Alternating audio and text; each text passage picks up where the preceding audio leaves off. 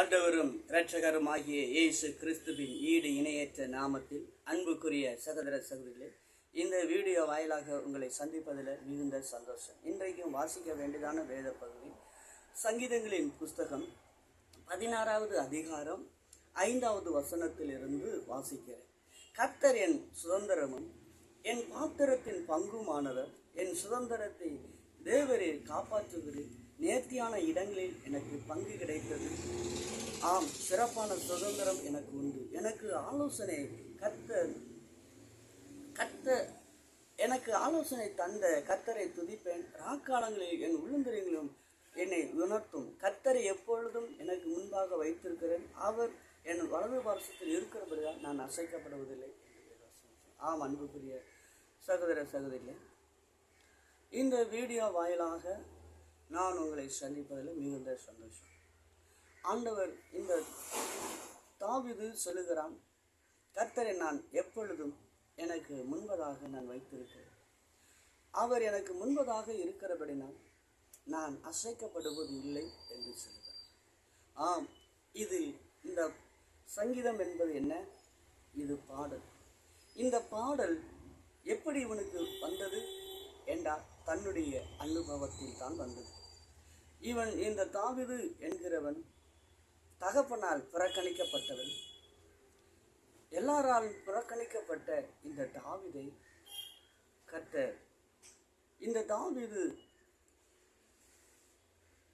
கர்த்தரை எப்பொழுதும் தனக்கு முன்பதாக வைக்க ஆரம்பித்தான். முதலாவது இவன் கர்த்தரை முன்னதாக வைத்தபடினால் கர்த்தர் இவனை முதன்மையாக ஏற்படுத்தினார். எப்படி முதன்மையாக ஏற்படுத்தினார் என்றால் வேத வசனம் சொல்லுகிறது. முதன்மையாக எப்படி ஏற்படுத்தினார் என்றார்,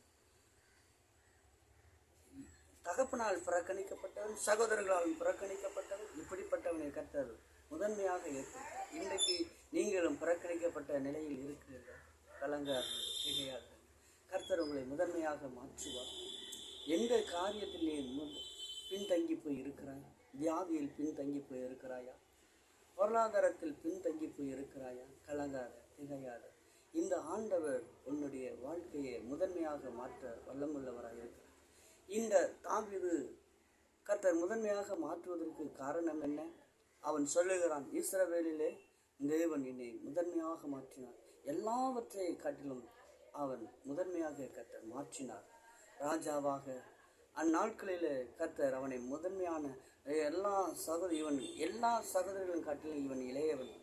ஆனால் கர்த்தர் இவனை முதன்மையாக ஏற்படுத்தினார்.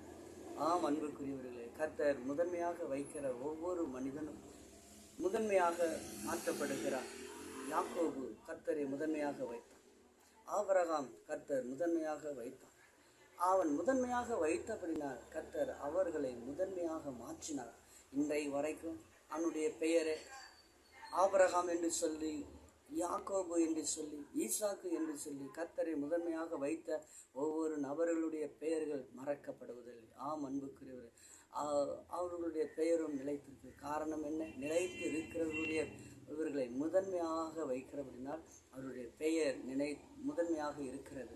அழிந்து போகிற மனிதர்களை நாம் முதன்மையாக வைப்போமானால் இந்த பூமியில் அந்த மனிதர்களும் அழிவார்கள், நாமும் நம்மளுடைய பெயரும் அழியும். ஏனென்றால் அழியக்கூடிய மனிதர்களை நாம் முதன்மையாக ஏற்படுத்தினபடியினாலே இந்த காரியங்கள் ஏற்படுகிறது. அன்புக்குரிய சகோதர சகோதரியே, இவன் ஆடு மேய்க்க போகப்பட்ட அந்த மனிதனை கர்த்தர் முதன்மையாக ஏற்படுத்தினார். இந்நாட்களில் நீ வியாதியில் கடைசியாக இருக்கிறாயா? வியாதியில் விழுந்து கிடக்கிறாயா? பொருளாதாரத்தில் பின்தங்கி போய் இருக்கிறாயா? கர்த்தரை முதன்மையாக ஏற்படுத்திப்பார்.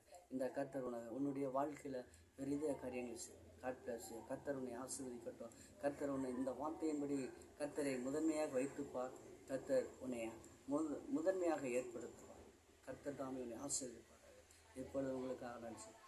மகா இரக்கமும் கிருபையும் நிறைந்த நல்ல தகப்பனும், இந்த வீடியோ வாயிலாக சந்திக்கிற ஒவ்வொரு ஜனங்களையும் நீர் சந்திக்கும்படியாக, அற்புதங்களையும் அதிசயங்களையும் செய்யும்படியாக, பின்தங்கி போய் இருக்கிற ஒவ்வொரு சகோதரியை நீர் ஆசீர்வதிக்க பெரிய காரியங்கள் செய்யும். இயேசு கிறிஸ்து நாமத்தில் ஜெபிக்கும் நல்ல பிதாவே, ஆமென்.